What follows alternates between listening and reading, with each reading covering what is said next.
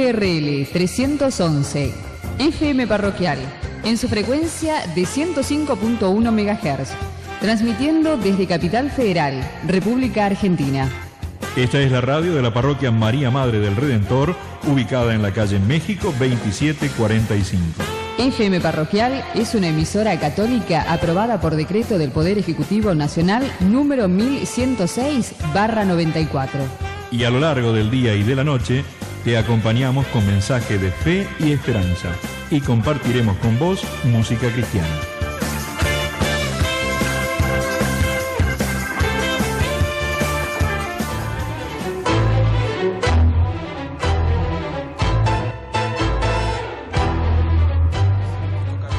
Compartió plató con el cardenal Jorge Mario Bergoglio durante más de 2 años y medio. No podía imaginar entonces que le acompañaba un futuro papa. El tercero era el rabino Abraham Escorca. Marcelo Figueroa ha publicado un libro relatando aquella experiencia que sentó en una misma mesa de debate a un católico, a un protestante y a un judío. En 350 páginas intenté compilar lo más saliente de 31 horas de grabación. De manera que es un libro que no habla sobre Francisco, sino que es un libro donde Bergoglio habla de sí mismo y de sus pensamientos, no sobre temas de religión, sino sobre temas de la vida. Marcelo Figueroa cuenta en su libro cómo nació la idea en el año 2010 y también las dudas iniciales del entonces arzobispo de Buenos Aires.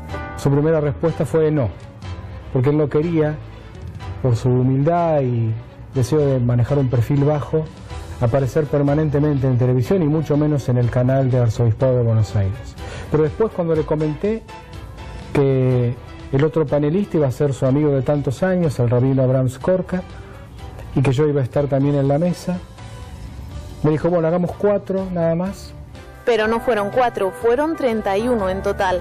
Figueroa presentó el espacio en el que los ponentes hablaron de temas como la esperanza, la solidaridad, la verdad, el sufrimiento o el papel de la fe en estos tiempos. Pero sobre todo, Marcelo Figueroa habla de una razón fundamental por la que el futuro papa quiso participar en este debate televisivo. Y yo me di cuenta que él lo hacía también por algo que marcó su trayectoria acá como cardenal, como arzobispo, y que sin ninguna duda va a marcar su papado, que es la importancia que le da al diálogo interreligioso. Pero qué maravilla, qué introducción, muy bien, famoso, Jan Romer Reports. Tengo acá a mi derecha a Marcelo Figueroa, bienvenido, un placer tenerte acá, la verdad. El placer mío, Alejandra, ¿cómo estás? Buen día. Pero muy bien, la verdad que impresionante. Nosotros hablábamos en la preproducción del programa con Víctor y yo le decía que escucharlos a ustedes dos en la tele, escucharlos vía internet a los programas de Biblia, Diálogo Vigente, es una cosa, pero leerlos es una maravilla. Es una maravilla porque la verdad que a mí me pasa personalmente, por ahí soy yo, que cuando estoy en la tele o estoy viendo algo, por más que lo pueda rebobinar en internet y volver a escucharlo, me pierdo de cosas, mientras que cuando los estoy leyendo es maravilloso lo que leo o cómo me llega a mí la lectura. Con lo cual te digo que este libro, una maravilla, la mejor idea de muchas, aparte de comenzar el programa y unir a los tres, ¿no? Bueno, mira, la verdad es que el libro no fue pedido por ninguna editorial. La verdad que yo lo escribí de alguna manera primero para mí, porque quería, yo viniendo del mundo editorial, habiendo vivido algo tan fuerte como había estado 31 programas con el que era papa en ese momento, no en el momento del programa, sino en el momento de escribir el libro. Y la verdad es que quise dejar un registro escrito de eso. Por otro lado también hubo mucha gente que me decía, mira, ¿cómo puedo hacer? Me cuesta tomar nota de lo que dice. O sea, trato de tener papel y lápiz y trato de tomar nota. Entonces lo escribí para eso. Y aunque más no sea, que quede, digamos, en una carpeta y lo pueda compartir por alguien con internet, yo lo voy a hacer, porque creo que es algo que vale la pena. Entonces, el libro lo que trata es algo un poco complicado, ¿no? O sea, pasar un lenguaje oral que tiene una dinámica, una forma de comunicación, que tiene un estilo, digamos, hablar y de expresarse diferente al escrito, y tratar de traspasarlo a un lenguaje escrito que tiene otra puntuación, otra forma de expresión, otra forma de acomodar las ideas, respetando dos cosas. Primero, lo que cada uno está diciendo, obviamente, eso era fundamental. Y segundo, el tono, más que nada, ¿no? Tono. Esto de saber en ese momento exacto qué quiso decir, porque una puntuación mal puesta te hace pensar en otra cosa, ¿no? Claro, una coma que no pones, no es lo mismo decir ¿cómo pasó la noche? Decirle ¿cómo? ¿Pasó la noche? O sea, es distinto, ¿no? Claro, tal cual. Pero, digamos, entonces el desafío era, aparte para mí algo fundamental, que era respetar un poco el espíritu del programa. ¿Cuál era?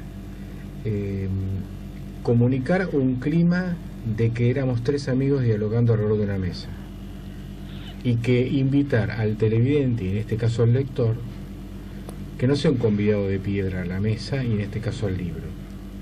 Bien. Sino que reflexione y, como a mí me gusta decir, que también lo mejore, le dé su contribución personal. Ese es el desafío del libro. Después, cuando una editorial se interesó, la cosa fue por otra ruta un poco más formal, pero esa fue la idea principal.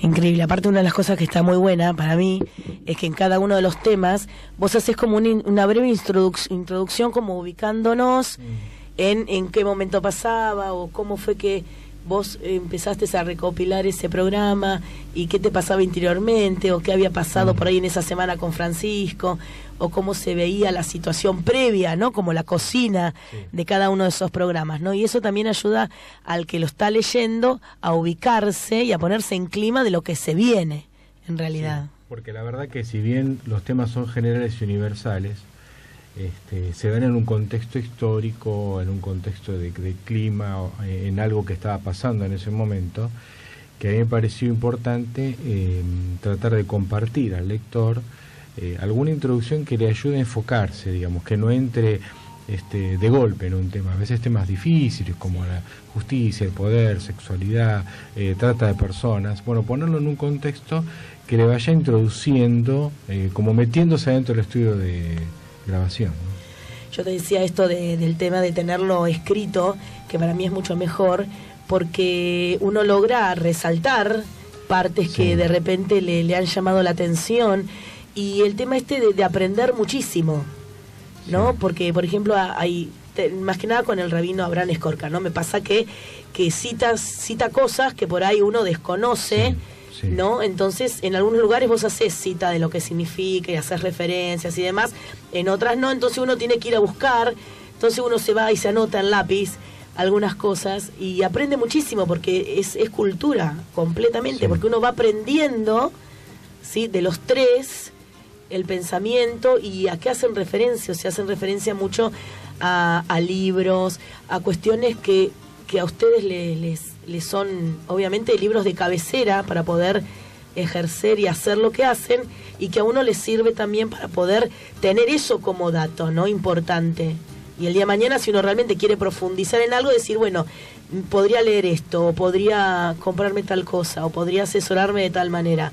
Con lo cual también es muy formativo desde lo que es la parte docente. Claro, porque de alguna manera a veces había que unir pensamientos, ¿qué tiene que ver? Dostoyevsky, Sábato, el rey David y San Pablo. Y hay un hilo conductor, obviamente no teológico, pero sí de una búsqueda y de un hallazgo del interior de cada uno, ¿no? Me parece que también lo hicimos con la música, o intentamos hacerlo con la música. A veces que tiene que ver Bach, Beethoven con Discepolo. O sea, era un programa que, por la naturalidad del diálogo, y ninguno tenía un libreto previo, daba una rienda suelta que cada uno exprese, digamos, desde lo que tenía, cada uno con su perfil particularísimo. O sea, no es lo mismo, y esto es aquí lo importante, ¿no? La estructura de pensamiento formada por su formación docente, por su lugar, por su ministerio, por su edad, por su contexto histórico, por sus ancestros, no es lo mismo. Éramos tres personas bastante diferentes, no solamente en la confesión de fe, sino en nuestra formación, en nuestra actividad. Y eso creo que en sí, más allá de la discusión teológica alrededor de la Biblia, que era de alguna manera el punto de contacto indispensable al cual partíamos y al cual regularmente teníamos que volver, el mensaje más importante para mí era que entre los diferentes no solo se puede, sino que se debe dialogar y encontrar puntos de encuentro. Y en las diferencias tratar de escucharnos y aprender, como vos bien decías. No, me encantó. La verdad que vos recién destacaste, es algo que también lo dijiste en el reportaje anterior, esto de que no había nada previo, o sea, se lanzaba el tema y cada uno desde su ser, desde su historia, hablaba, ¿no? Y se sentaba a dialogar. Y salieron cosas maravillosas porque, la verdad, nosotros después de 11 años y nos mandamos mensajitos de texto, algún que otro mensaje por Facebook, y tenemos armado el programa, ¿no? Y desayunamos los domingos para cerrar, ultimar detalles. Pero antes nos reuníamos y teníamos sábados enteros reunidos para poder dialogar, ver cómo lo tratamos, cómo lo ubicábamos.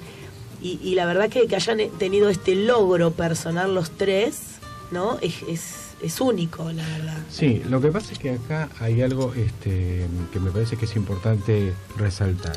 O sea, nosotros no nos despertamos un día y dijimos vamos a hacer un programa de diálogo interreligioso y vamos a hablar los tres. Esto es producto de un diálogo previo. Es producto de una historia previa de encuentro, de amistad y demás. O sea, este es el emergente o la consecuencia de un ejercicio privado que se da no solamente con nosotros, con muchas personas en nuestro país. Argentina es privilegiada en ese sentido, en lo que tiene que ver con el diálogo interreligioso. Si bien todos los que practicamos el diálogo interreligioso de cualquier confesión hemos pagado un costo muy duro, porque en general no somos muy bien vistos por esto, ¿no? Esto convengámoslo. Los fundamentalistas no nos tienen mucho amor y simpatía, ¿no? Pero creo que hay un caminar. Entonces, un poco la idea es decir, bueno, vamos a una cosa. Esto que fue un lugar de élite, un lugar de que siempre éramos los mismos, bueno, pongamos una cámara de televisión. Mostrémosle a la gente lo que usualmente hacemos. En encuentros, conferencias, o tomando un café o un mate juntos. Pongamos una cámara de televisión y dejemos que la gente vea y opine. Y si le hace bien al corazón, sigamos. Genial, perfecto, totalmente de acuerdo. Eso de poder traspasar lo privado a lo público porque sabemos que va a ser bien y vamos a ir sembrando semillas en la gente, ¿no? Me encantó, muy buena perspectiva. Buena visión igualmente, la idea fue tuya. Sí, la idea fue mía, la idea del programa fue mía. Las ideas locas que uno tiene. Sí, no sé si tan locas, para mí me surgió naturalmente. La verdad es que yo había soñado con esto. En el libro cuento una anécdota de hace creo que 15 años, en donde me invitaron a participar de un programa de televisión ahí en el canal 21 del Arzobispado, yo siendo protestante. Y eso surgió, creo que fue mediados del año 2007. Si querés te la cuento. Sí, por favor. Estábamos esperando eso. Yo estaba trabajando en la dirección de la Sociedad Bíblica Argentina, que es de alguna manera en el mundo evangélico la entidad madre, digamos. Al tener tanta relevancia para el mundo evangélico protestante el tema de la escritura, la entidad que traduce y distribuye la Biblia en todo el mundo es una entidad referencial, porque aparte es una de las pocas entidades, si no la única, que puede reunir a la mayoría o casi todas las distintas denominaciones evangélicas, que son, bueno, incontables, ¿no es cierto? Entonces, me invitan del Canal 21 a tener un encuentro, un reportaje sobre el tema del mes de la Biblia, que es coincidente para el mundo protestante y el católico. Voy al estudio de grabación y en el 5.º piso, allí frente a Plaza de Mayo, me recibe la gente de producción. Bueno, me preparan, qué sé yo. Y yo veo que había dos sillones y una mesa, nada más, ¿no? Entonces yo trataba de ver quién era el periodista con el cual iba a hablar. Claro. Y en eso viene el cardenal. Digo, bueno, la verdad que gesto de Bergoglio de venir acá a saludar, vino, todo el mundo, ¿viste? Me saludó a mí con mucho afecto. Gracias por venir, qué importante, sí, la verdad que sí, soy yo el agradecido en realidad, porque en realidad, digamos, convengamos la generosidad de un canal católico, es decir, le vamos a hacer una nota para resaltar la tarea, especialmente lo que tenía que ver con la tarea de la traducción de la Biblia a lenguas indígenas, en Argentina y en todo el mundo, la cual yo había trabajado por 25 años. Entonces, dice, bueno, vamos a grabar. Yo seguí esperando al periodista. Claro. Entonces, cuando me siento, enfrente mío se sienta Bergoglio. No. Entonces yo pregunto, ¿quién me va a hacer la nota? Yo, me dice. ¿Ya no te diste cuenta? No, entonces, la verdad es que yo lo digo un poco con ironía y se entiende con humildad. Obviamente no soy el actor acá, soy el sujeto pasivo de esto. A mí algunos me dicen que soy el único periodista o columnista que tuvo, o conductor televisivo que tuvo un papa como panelista. Bueno, yo puedo decir que soy el único que tuvo un papa que le hizo un reportaje. Qué grande. Fíjate la grandeza de vos sabés que yo encontré ese DVD, lo tenía perdido, viste, esas cosas de la vida. Claro, me volví loco buscándolo, porque esto es algo histórico, le digo. Y lo encontré, y cuando escribí el libro, antes de escribir, digo, esto lo tengo que contar. Cuando escribí el libro, volví a ver el video. Y me emocioné, porque no podía creer que él, aparte me tiraba a todos los centros posibles, ¿no? En el reportaje.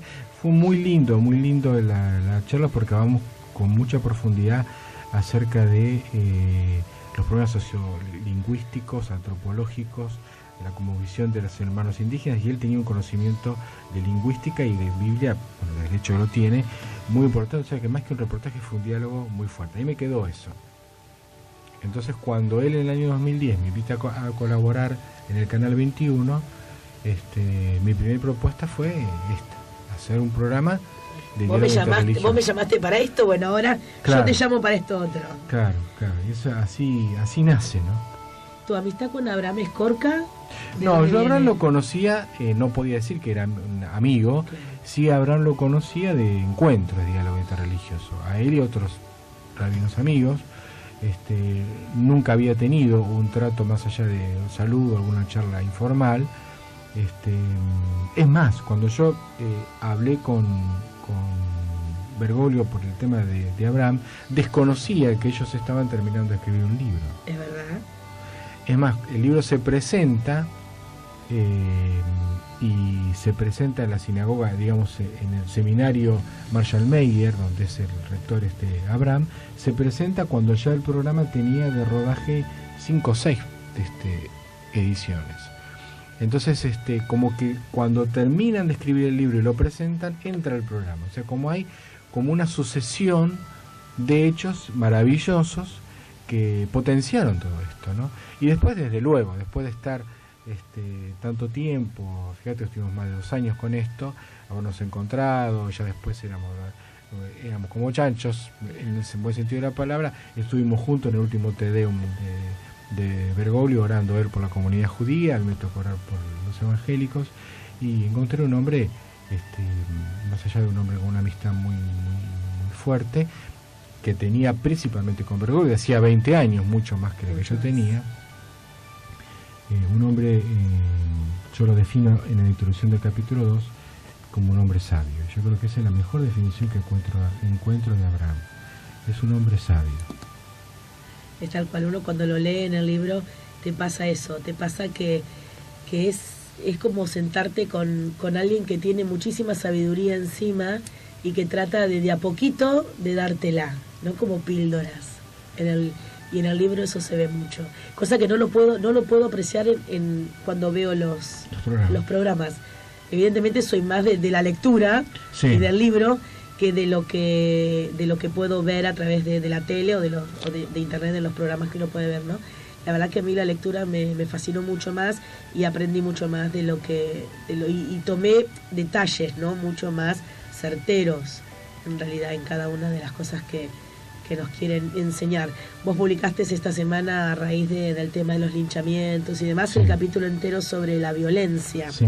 Y la verdad que es muy muy certero lo que dicen cada uno de ustedes con respecto al tema de la ira, de la violencia, de esta sociedad, ¿no? Que está tan enajenada, cómo tratar de cada uno poner ese manto de piedad, ¿no? Tratar de llevarle paz al otro, y tiran tips bastante importantes y que hoy son de gran actualidad, ¿no? Yo creo que otra de las cosas que tiene el libro es actualidad. Bueno, yo creo que yo te decía antes esa relación que bien viene, digamos, a este caso.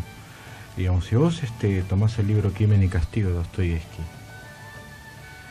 ahí la verdad Dostoyevsky solamente puede hacer de un crimen de un estudiante a una anciana o semejante novela.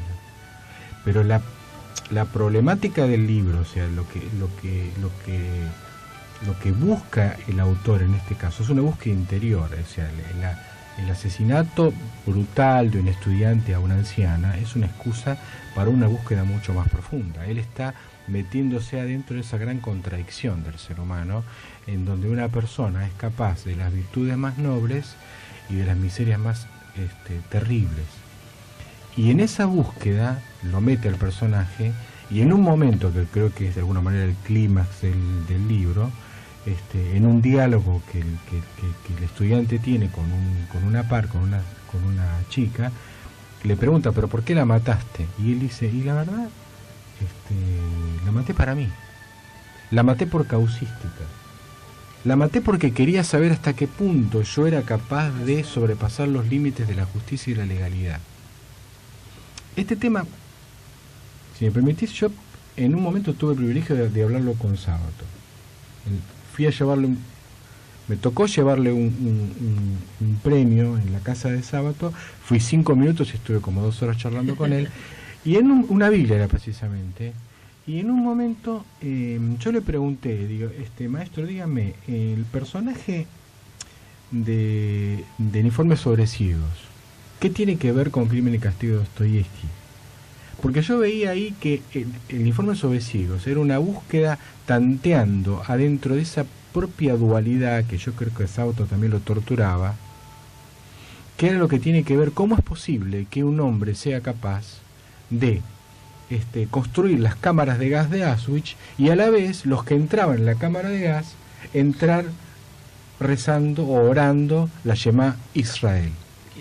O sea, el mismo ser humano, esa terrible dualidad del hombre, que la cual lo que podemos llegar a ser, de la violencia que está dentro nuestro, de ese terrible, digamos, suceso de David, en el cual es capaz de ser un héroe, y por otra parte un ser miserable, que manda para tapar un pecado, digamos, que había violado a la mujer de uno de los principales, lo manda a matar al tipo. Entonces el tipo el tipo se murió, ya está, ya fue. Absolutamente terrible y miserable, pero yo diría, y acá creo que es lo importante, y acá donde San Pablo, y yo termino con el desarrollo, donde San Pablo en un momento en la carta a los romanos, él dice, pero al final yo quiero hacer el bien, pero no puedo. Descubro que hay una ley adentro mío que es más fuerte que yo, que me impulsa a hacer lo malo, a violar la ley, la norma, cuando yo lo que quiero precisamente es sujetarme. Y él ahí dice, ¿quién me librará de esto? Y dice, Jesucristo es quien me puede librar. O sea, ¿qué quiero decir con esto? La violencia que nosotros estamos viendo es un emergente de una problemática individual, de un fogoneo, de un descuido de la familia, de un problema familiar profundo, de un problema social enorme, en el cual, para mí, y esto por supuesto es un tema de diálogo y de discusión, estamos viviendo en este momento el pico emergente de un problema que lleva décadas, y en el cual seguramente la solución, mal que nos pese, y mal que le pese a los políticos de las soluciones mágicas, esto nos va a llevar años, de la reconstrucción tal cual, de todo el bien y de la paz. Increíble, increíble, sí, vamos a un tema musical, porque eso está genial, seguiríamos hablando horas, no nos va a alcanzar el programa, ya se los cuento, ustedes ya lo están percibiendo, amigos, ¿verdad? Tema musical.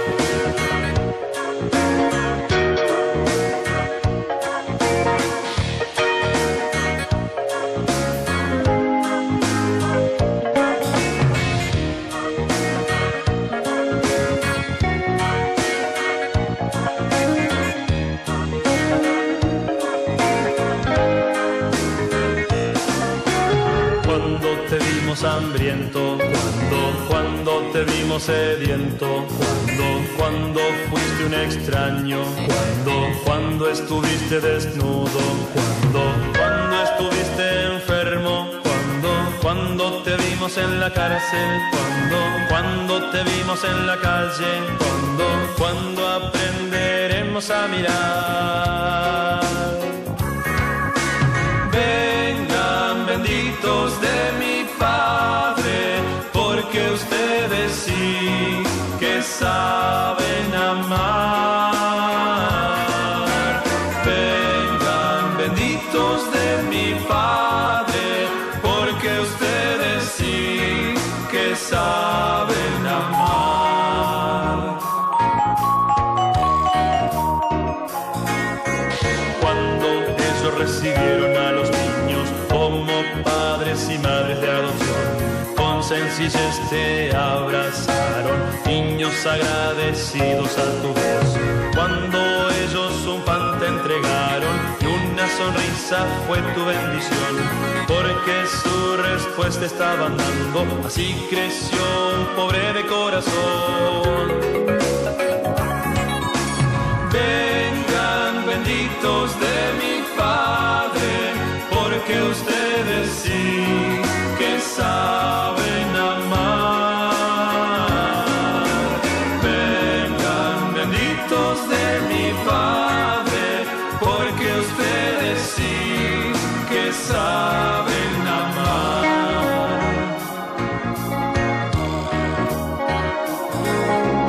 Cuando ellos buscaron a los jóvenes y les ofrecieron un hogar, cambiando lágrimas por alegrías, para que apostaran por un mundo mejor. Cuando ellos muy lejos marcharon y se encontraron en el norte y el sur, porque sus rostros mil cosas decían, y allí estabas vos. Vengan benditos de mi Padre, porque ustedes sí que saben amar. Vengan benditos de mi Padre, porque ustedes sí que saben amar.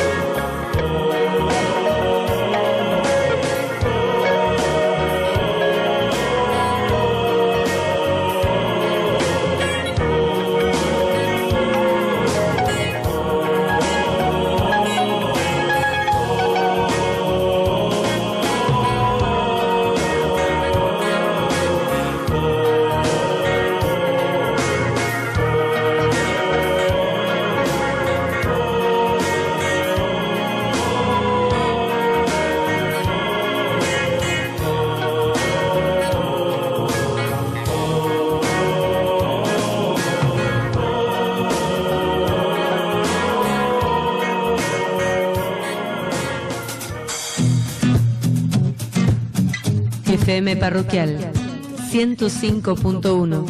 Con Cristo, junto a vos, las 24 horas.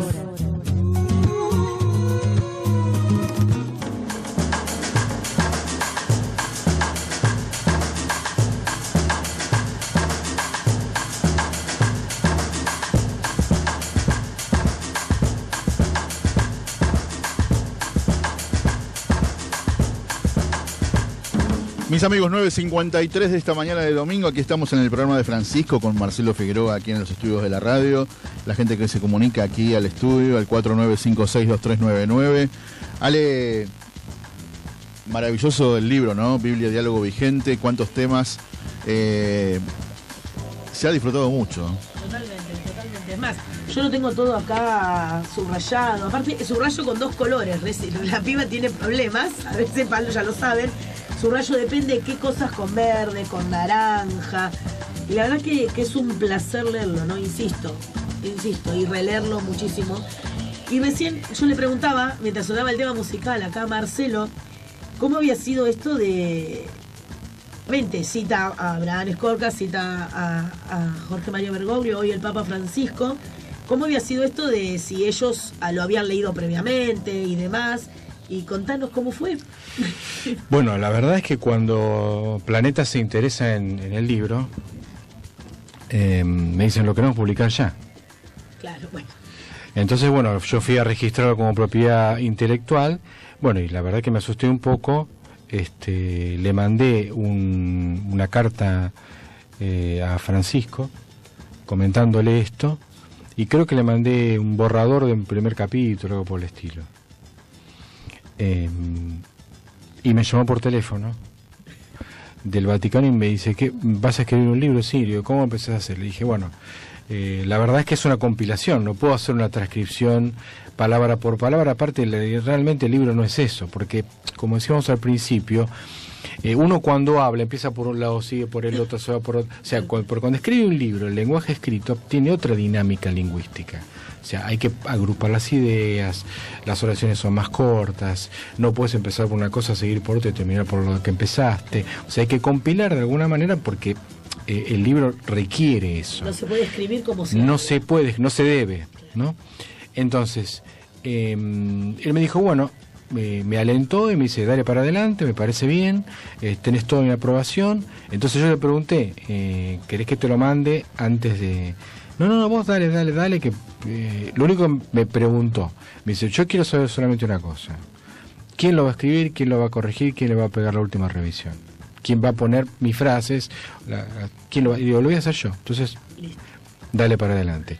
Después me encuentro con Abraham y le cuento lo mismo, y le digo, mira, estamos haciendo esto y esto, y él tuvo la enorme generosidad de decir, pero adelante, me encanta que lo hagas, creo que es un registro importante. Obviamente, en su generosidad me dice, nadie lo puede hacer sino vos. ¿Por qué? Dice, porque vos tenés todos los programas en la cabeza. Entonces, claro, fue un trabajo de 4 meses, yo te decía fuera del aire, en el cual me levantaba a las 4 de la mañana, sábado, domingo, y a trabajar y a ponerle de alguna manera, obviamente que tenía un equipo, una persona que me transcribió palabra y suspiro por suspiro. Yo hacía la compilación, después se la mandaba a una correctora, de mucho prestigio y experiencia, y después me venía y así hice el libro. Pero digamos, yo quiero resaltar aquí la enorme generosidad de Francisco y de Abraham en cederme los derechos, porque una cosa es ceder los derechos de una transcripción literal de un programa, pero otra cosa muy distinta es ceder los derechos de una cita que estoy haciendo de una persona en el cual obviamente no tuve la oportunidad de leer lo que yo estoy diciendo, y el libro es Bergoglio 2 puntos y lo que dice, Scorca 2 puntos y lo que dice, entonces digamos, y esto queda escrito. Entonces, después la editorial, obviamente su departamento de legalidad me mandó un escrito que la verdad, yo esto no lo va a firmar. Me dice, ¿ustedes pretenden que el Papa firme esto? Sí, pues es imprescindible porque es legal. Pero no, yo lo mandé, dije esto, cerré los ojos y lo mandé, ¿no? Lo mandé un viernes. Y el domingo a la mañana yo estaba yendo a la iglesia, suena el celular y era Francisco, ¿no? Y fue curioso el asunto, porque te lo voy a contar. Sí. Porque él me había mandado un rosario, como recuerdo. Y los protestantes no rezamos el rosario. Entonces yo dije, ¿qué hago con esto? ¿No? Pues yo, digamos, entonces empecé a pensar, y hay una persona en el barrio donde yo vivo, en Villa Ballester, que estaba pasando un momento difícil, una historia familiar complicada y todo lo demás, y me pareció que esto le iba a hacer bien. Entonces fui a la mañana, católica por supuesto, fui a la mañana, muchas veces había venido a casa para pedir oración y demás, y yo desde luego siempre oraba, le ayudaba, pero decía, vos seguís yendo a donde pertenecés, que es la iglesia católica del barrio. Fui a la casa, le toqué el timbre y dije, te traigo algo que está bendecido por el Papa, que te va a servir. Se puso a llorar, no te imaginas. Entonces Francisco me llama un día y me dice, escúchame, ¿dónde te tengo que mandar esto que me estás haciendo firmar? Y le digo, yo le dije, mirá, lo que es un requisito del editorial, no, yo te lo firmo, ¿qué querés que le ponga? Entonces le digo, mira, si vos lograste que un protestante, en lugar de repartir Biblias, reparta rosario por el barrio, me podés firmar esto. Firmar cualquier cosa, claro. Y me lo firmó, una generosidad enorme. Aparte, uno no tiene una dimensión, Alejandra, de esto. ¿Por qué le puso el sello del Vaticano? Me dice, ¿querés que le ponga el sello del Vaticano? Le digo, dale, le ponen el sello. Cuando yo fui a la editorial y llevé el original y una fotocopia, yo lo llevé con la firma original de Bergoglio y todo lo demás, y la gente lo miraba y pasaba la mano sobre... Pasaba la mano. Como, yo, viste, no entendía. Es que no tenemos, yo no tengo la dimensión. Eso pasa eso. Nosotros no tenemos la dimensión que él, nuestro cardenal Jorge Mario Bergoglio, hoy Papa Francisco para el mundo, está de blanco. No lo entendemos. No terminamos de terminar de comprender, porque quienes pudimos y tuvimos la oportunidad de trabajar con él, sí, es como que decís, está de blanco, y es el Papa. Y vos lo ves, yo lo viví en Río, sí, la dimensión, la gente estaba enloquecida, fascinada, siguiendo a este Papa. Y yo decía, al pensar que yo tomé mate con él y organicé un par de cosas, decía, y hoy está de blanco, y la gente lo reconoce y lo ve desde otro lugar a como lo podemos ver nosotros. Yo creo que a nosotros por ahí la ficha, como dicen los chicos, nos va a caer un poco más tarde. Sí, pero yo creo que también ahí, Alejandra, hay un tema de la distancia la crea, a veces uno en su imaginario cree que la distancia está, y hay algo que yo quiero aclarar, que siempre lo digo. Yo tenía una relación de amistad con Bergoglio, no era amigote, o sea, tenía una relación de amistad con todo el respeto que me representaba estar dialogando con quien era el cardenal primado de la Iglesia Católica de la Argentina, yo siendo un simple laico protestante. Entonces tenía una amistad fraternal con sumo respeto y cuidado, porque yo siempre tuve presente de investidura de con quién estaba dialogando. Entonces hay que tener mucho cuidado con esto, porque por ahí sale mucha gente a hablar de una amistad así media chabacana. Yo nunca la tuve, ni me parece que sea correcto, porque él era siempre una persona muy representativa y con un nivel jerárquico muy importante, más allá que lo ejerciera de otra manera. Y después, cuando es Papa, uno respeta, digamos, es la persona más importante dentro de la Iglesia Católica, ¿no es cierto? Pero lo que te quería decir, que esa distancia que uno en su imaginario crea, y yo creo que hace bien, la verdad yo soy un inconsciente porque no me doy cuenta. El domingo pasado me llamó por teléfono para el cumpleaños y no me doy cuenta. La gente me dice, ¿vos te diste cuenta que te llamó el Papa? Le digo, no me doy cuenta. Pero, ¿qué es lo que pasa? Él no crea esa distancia. Al contrario, él se esfuerza por la cercanía. Es verdad. Entonces, su modelo de cura, de obispo, de arzobispo, de cardenal y de papa está modelado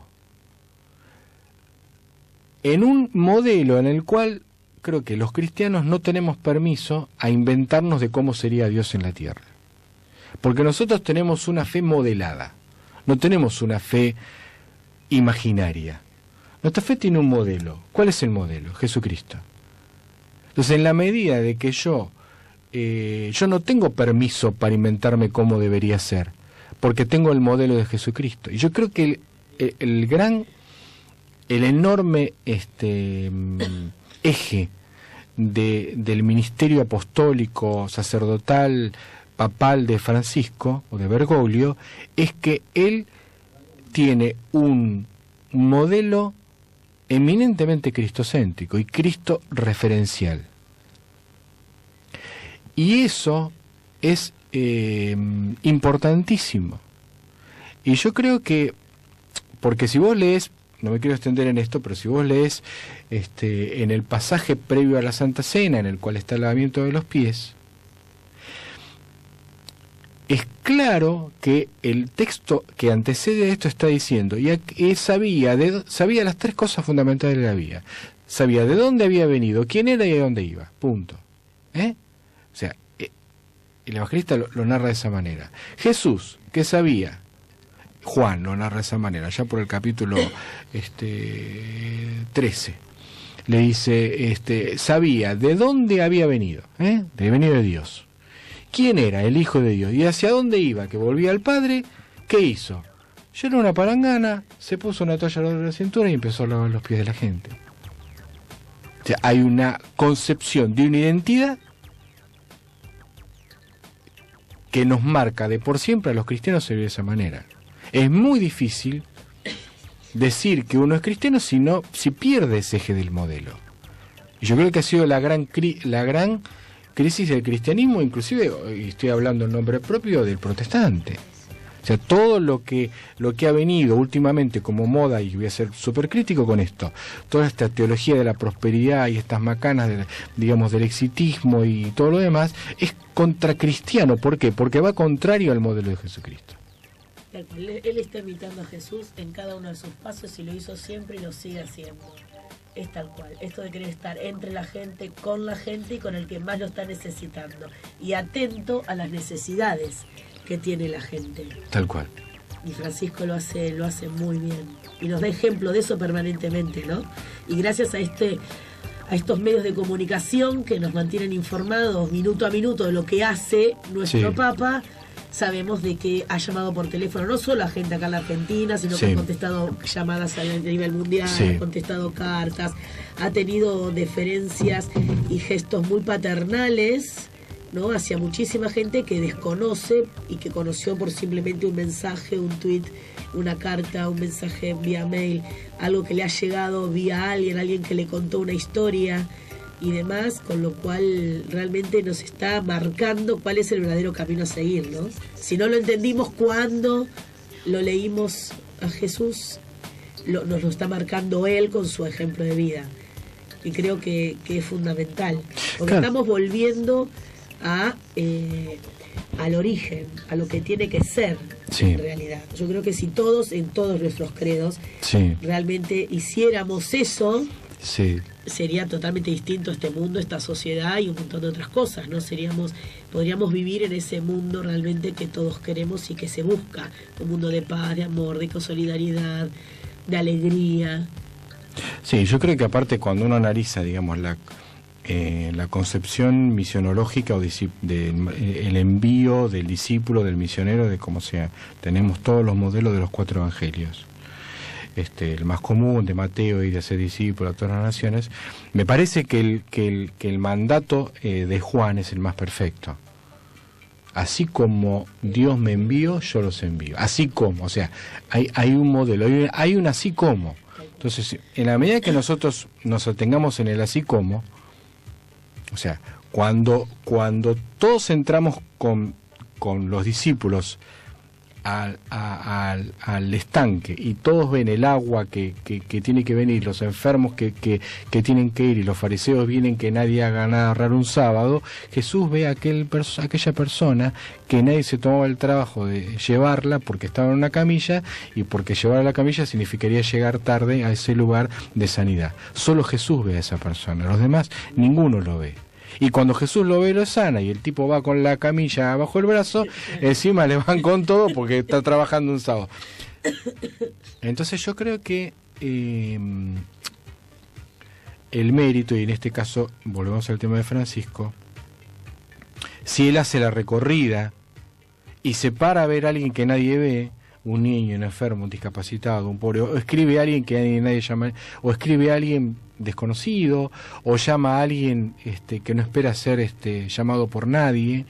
Es un modelo claramente cristocéntrico. No por nada esta mañana, hace horas no más, Francisco mismo entregó en la plaza miles de evangelios. Tal cual. Y lo único que dijo, que fue fantástico, porque bien, eso es bien pensamiento nuestro, bien argentino, bien porteño, esto de, ustedes piensan que lo van a pagar, no, se los estoy regalando, de verdad. Sí. Pero, les dijo, si ustedes quieren pagarlo, hagan un acto de caridad. Perfecto. ¿No? Estuvo como, y yo decía, le está diciendo a la gente esto de, ustedes piensan que no, ¿dónde está la trampa? ¿Dónde hay que pagar? ¿Cuánto hay que pagar?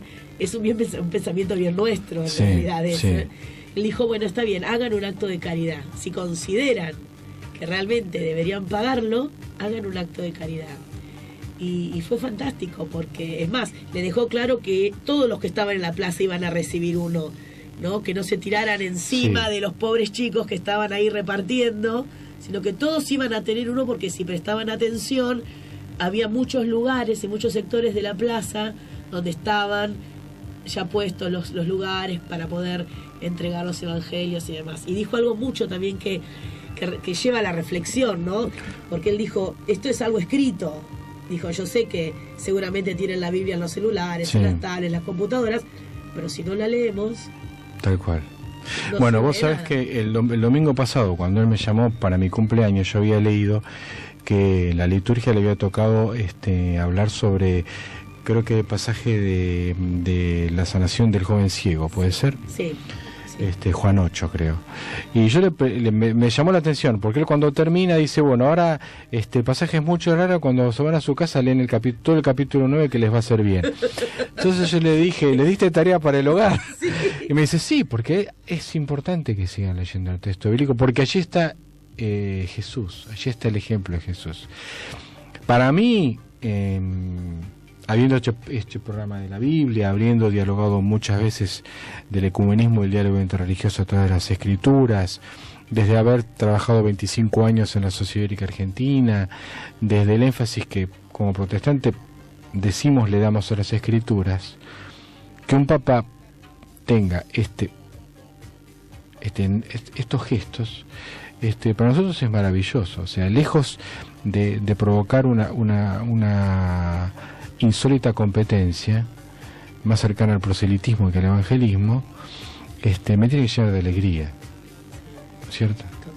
Totalmente. Aparte, tiene eso de mandarnos tarea para el hogar, ¿eh? Tiene esta cosa de... Aparte tiene estos guiños, como yo le digo, guiños con la gente permanentemente, ¿no? De hacerlos partícipe a los que están ahí, a los que les está hablando, y protagonistas, para que le contesten a él.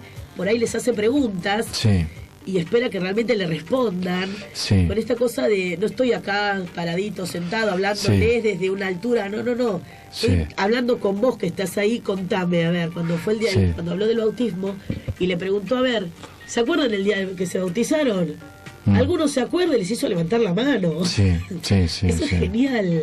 Es genial porque es como decíamos, ¿no? Como bien decías vos y repetimos siempre, esta cercanía, ¿no? Este ser cercano, ¿no? De que no quiere estar arriba, sino que quiere estar entre la gente y hacerse realmente parte de la gente, como lo era acá, que le resultaba muy fácil, obviamente, acá, ¿no? Allá en el Vaticano está volviendo loco a muchísima gente de seguridad. Como le pasó en Río, en la jornada de jóvenes fue...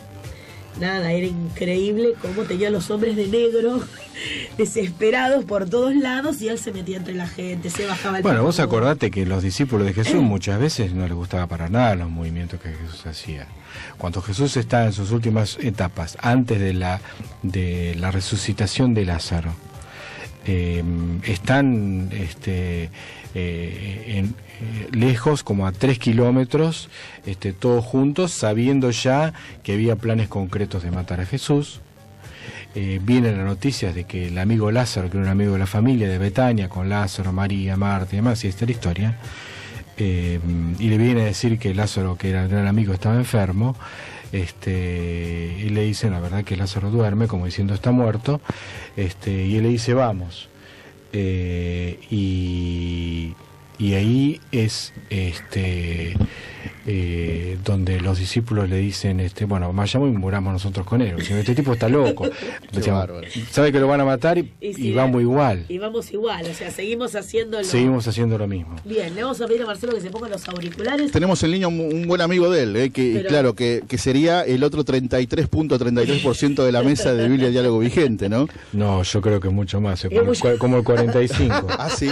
Yo seré el 5. Qué placer darle la bienvenida a Ale. Le damos la bienvenida al rabino Abraham Escorca. Bienvenido al Santo Padre Testigo de Cristo. Alejandra te habla.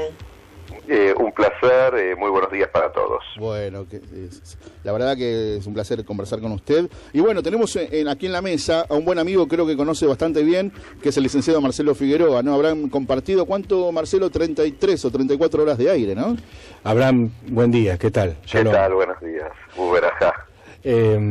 Sí, compartimos, al aire 31 programas, fuera del aire muchísimos más, ¿no? Y la previa y el posterior, una experiencia maravillosa, la cual yo decía hace un rato, soy mejor cristiano desde los diálogos contigo como rabino, y aprendí muchísimo en esos diálogos del programa antes y después, y en eso que está muy narrado en el libro, y que Bergoglio lo dijo muy claramente, y creo que está en la contratapa. No podemos entender el cristianismo sin enraizarlo de los hermanos mayores, ¿no? Y yo creo que eso fue algo que nos marcó, por lo menos a mí. Seguro. Bueno, yo creo que nos ha marcado a los tres.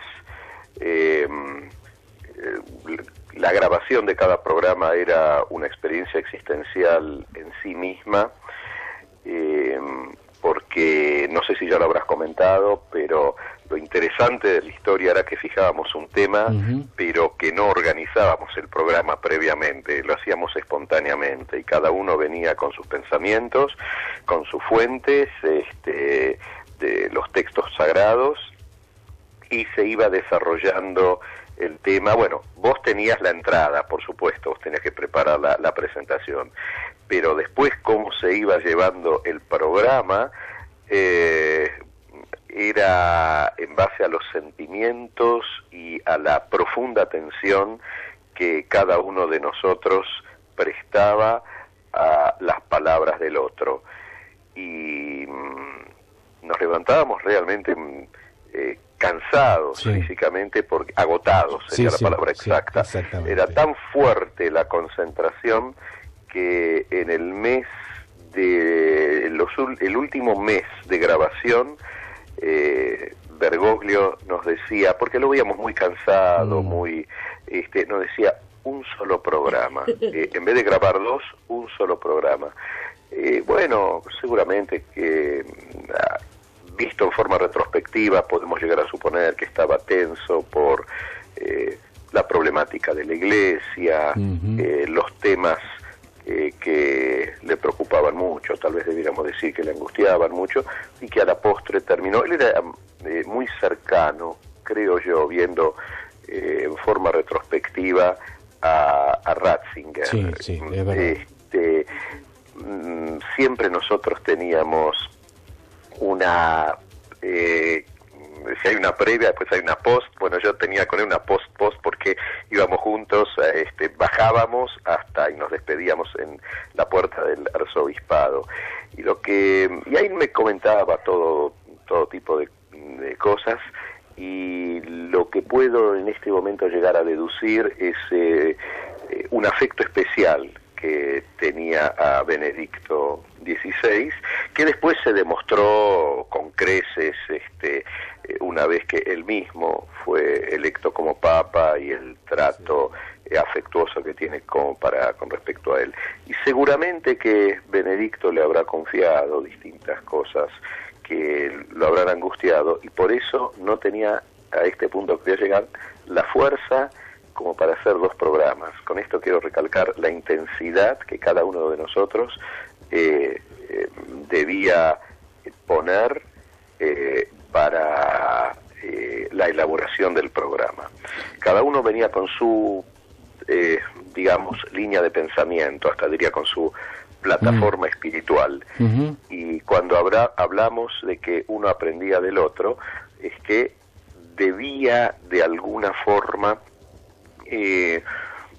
desarmar en algunos aspectos su propia plataforma espiritual con respecto al tema que estábamos tratando, para tratar de ponerla en función al diálogo con el otro.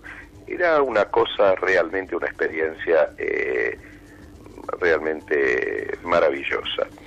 Esto es con respecto al programa. Ahora, algo que dijiste, Marcelo, de el enraizamiento que tiene el cristianismo dentro del judaísmo, lo que se debe afirmar es que, y esto lo palpé muy bien en Roma cuando me invitaron a hablar en la Universidad Gregoriana, estuvo presente el cardenal Koch, y yo hablé de la importancia que tiene el diálogo entre todos los cultos. Koch, que es el encargado del diálogo con el judaísmo, con todos los cultos, dijo: pero el diálogo con el judaísmo es un diálogo muy especial, un diálogo diferente al que debe mantener la Iglesia con los otros cultos. Sí. ¿Por qué? Y bueno, ahora ya utilizo mis propias palabras, la misma matriz que generó el judaísmo rabínico, en un momento dado generó al cristianismo. La misma historia que en un momento dado se bifurca en dos sendas, yo no diría divergentes absolutamente, sino en dos sendas paralelas. Sí, yo me acuerdo, seguramente vos te acordás, que fue uno de los últimos programas, y fue cuando terminó el programa, en donde creo que dijimos, estamos haciendo un diálogo interreligioso. ¿Qué es lo que estamos haciendo? Y la verdad, creo que la conclusión fue, la verdad no es un diálogo interreligioso, es un diálogo interconfesional, es una palabra superadora, porque hay una confesión judeocristiana, hay una construcción de la fe. Y yo creo que llegamos juntos también a eso, primero alrededor del texto bíblico y después, porque cada uno, y esto creo que es importante y fue uno de los pilares de los encuentros, de que ninguno de los tres renegó de su pertenencia, al contrario, la manifestó con toda libertad y claridad. Pero la lectura que cada uno le daba a los profetas, a la historia de David, hablamos mucho de Job, mucho del Génesis, mucho del Éxodo, inclusive a la misma historia, lo que tiene que ver de los futuros tiempos. Yo me acuerdo en un momento cuando hablábamos acerca de las profecías acerca de la venida del Mesías, nos abrazamos en la idea de estamos unidos en la esperanza. O sea,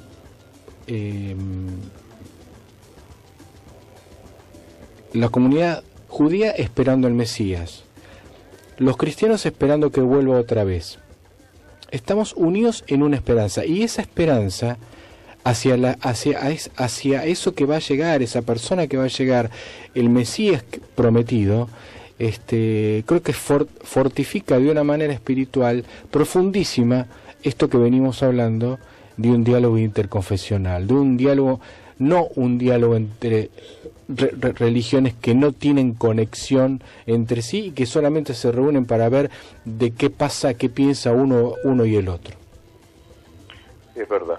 Es increíble cómo pueden, yo digo, ¿no? Una de las cosas que yo les admiro a los tres en particular es la mente abierta y el corazón entregado para poder dialogar, ¿no? A pesar de que los credos son muy distintos y tenemos muchas cosas en común, este corazón entregado al diálogo verdadero y la mente abierta para poder escuchar al otro y tratar de entenderlo. Creo que es un ejemplo que para el mundo de hoy es fundamental, ¿no? La verdad que admirable. Aparte de escucharlos a los dos, es como, yo parezco que estoy en mi casa escuchando la radio y los estoy escuchando muy atentos, y la verdad que se van complementando en cada una de las ideas que dicen, de tal manera que habla de un conocimiento personal que tienen, clarísimo, y también de esto que digo antes, ¿no? De este corazón entregado y una mente abierta a escuchar realmente al otro. Lo que pasa es que, como lo planteaba Abraham, el hecho de no tener un guión, era importantísimo escuchar, pero no solamente escuchar, sino el esfuerzo, por lo menos en mi caso, y estoy seguro que en el caso tuyo también, Abraham, y creo que de Bergoglio también, tratar de comprender la profundidad del pensamiento y no solamente del pensamiento, sino del sentimiento espiritual más profundo que estaba volcando y estaba abriendo su corazón en la mesa. Y ese también, digamos, uno no tenía solamente el esfuerzo de cuando tenía que hablar. Me parece a mí que el principal esfuerzo, pero maravilloso, era ese tratar de meterse en lo que el otro con tanta generosidad abría su espiritualidad y la ponía delante de la mesa. No sé qué pensás vos. Lo más importante era, primero y antes que nada, escuchar. Escuchar es un verbo muy especial en la Biblia. Uno de los versículos básicos que definen la fe de Israel en el Pentateuco empieza justamente con este verbo: escucha, o si no, oye Israel, el Eterno nuestro Dios, Hashema. El Eterno es uno. Exactamente.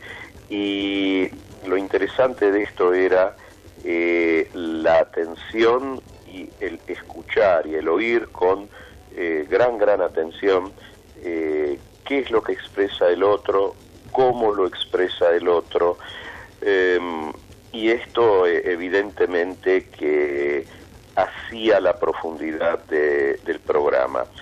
Era algo muy especial por varias razones. No era solamente la apertura, como bien dijo la periodista, me olvidé el nombre, la apertura del uno, Alejandra, con respecto a tener el corazón abierto para aceptar al otro. Esto es un primer paso para comprender al otro. Aquí se fueron tejiendo, como también vos dijiste, Marcelo, se fue tejiendo un sentimiento de afecto. Sí, es verdad. No fue meramente un diálogo interreligioso en una primera etapa, a ver quién es el otro. Nosotros avanzamos mucho para alcanzar etapas mucho más profundas en base a un diálogo que se fundó ya sobre una relación de afecto muy grande que seguimos manteniendo con el Papa Francisco, y por otro lado, dada esa unión que hay en el principio de la gestación del judaísmo rabínico y del cristianismo, tratar de ver cómo podemos trabajar juntos en esa esperanza de un mundo mejor que nos une y nos compromete tanto. Una visión que ya fue planteada por Maimónides en el siglo XII, por ejemplo. Entonces, esto era la profundidad de este programa, que en su momento tuvo un éxito que yo llamaría un éxito silencioso. Hay muchos éxitos que, bueno, los medios, algunos los magnifican, otros les dan un carácter superlativo especial. Aquí, ¿por qué digo un éxito silencioso? Porque aparecimos en algunos medios, pero lo más importante era encontrarse en la calle con gente, y seguimos encontrándonos con mucha gente que nos dice qué lindo el programa. Y eso era la intención primaria del programa, llegar a lo que yo llamo el hombre de la calle y darle un mensaje. Y muchos de los que se me acercan me dicen: yo no soy religioso, yo no voy al templo, yo no voy a la iglesia, pero su mensaje me hizo bien. Bueno. Mostrar que existe, instalar otra variante entre las posibilidades de pensamiento que nos ofrece aquí en Argentina este mundo posmoderno. Vos sabés que a mí también me pasa algo similar. Bueno, desde luego, en mi caso, a raíz del tema del libro con los programas y demás, vivo también la experiencia de gente que descubre el programa a través del libro. Pero lo que a uno le maravilla, y que fue un poco lo que hablamos al principio de hacerlo, es, bueno, démosles visibilidad a algo que nosotros hacemos naturalmente. Yo decía al comienzo del programa que no es que un día dijimos vamos a hablar y a ver qué es lo que pasa. Esto es una consecuencia de un proceso de diálogo. Entonces, que creo que le hacía bien a la gente, que le podía hacer bien a la gente, en lo individual y al alma dolida de un país partido, de un país dolido. Y ahí me pasa, me llama la atención cada vez que me pasa, pero me pasa, que gente me dice, la verdad yo no sabía, pero estoy hablando de gente que va a la iglesia evangélica, en este caso, muchos años. Yo no sabía que teníamos tantos puntos en común con los judíos, pero escúchame, ¿no leíste el Primer Testamento? ¿No me escuchás cuando yo hablo? Yo creo que hay cosas tan profundas. Yo recuerdo mucho, y perdóname que te voy a citar, y si te cito mal, corregime. Hay un pensamiento que vos mencionaste que a mí me marcó, que vos dijiste, ¿por qué Dios es reconocido como el Dios de Abraham, de Isaac y de Jacob, y no solamente de Abraham? ¿Te acordás? Sí. Y tu respuesta fue, porque no fue la misma relación que Dios tuvo con Abraham, con Isaac y con Jacob. Exacto. Y cada uno tiene que tratar de hallar su propia y auténtica relación con Dios. La tradición nos da un testimonio de que es posible, pero la realización de ese diálogo con Dios tiene que ser elaborado por cada uno a su manera, no hay otra. Así es. No podemos repetir las experiencias de vida de nuestros padres, ni tampoco las experiencias religiosas de nuestros padres. No deben servir de guía. Los logros del pasado, igual como los logros en la ciencia y en la técnica, nos sirven para seguir avanzando, así los logros en el pasado de lo espiritual nos deben iluminar para seguir avanzando.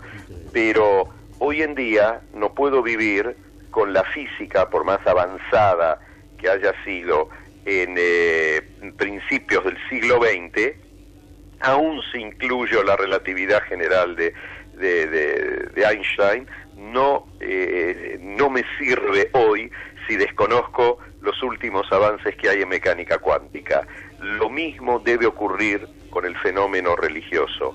Hay una verdad que nosotros consideramos como verdad absoluta, a nivel ético y a nivel de la creencia en Dios. No relativizamos nuestra ética. Mis amigos, disculpen, ¿no? Pero son las 10:30 de la mañana, hay que entregar el programa porque empieza la transmisión de la Santa Misa, que es algo que también nos une, hay muchos puntos en común, ¿no? Perfecto. Que es el momento de alabar a Dios. Señor Abraham, la verdad nos encantaría, pero es para escuchar. Un abrazo muy grande. Un abrazo muy grande. Y será hasta la próxima oportunidad. Ha sido un placer estar con ustedes. Un gran abrazo, señor. Gracias, Abraham. Muy bien. Un abrazo muy grande. Shalom, hermano. Marcelito, bueno, lo mismo, tenemos que entregar ya el programa. No se puede repetir esto. Desde Villa Ballester, venirse hasta aquí, hasta la radio. La verdad, muchísimo valor tiene, así que te agradecemos mucho, Marcel. Un abrazo, que Dios los bendiga y que tengan una bendecida misa. Muchas gracias. Nos encontramos, amigos, el domingo que viene, bien temprano, Ale. Bien temprano. Chau. Chau.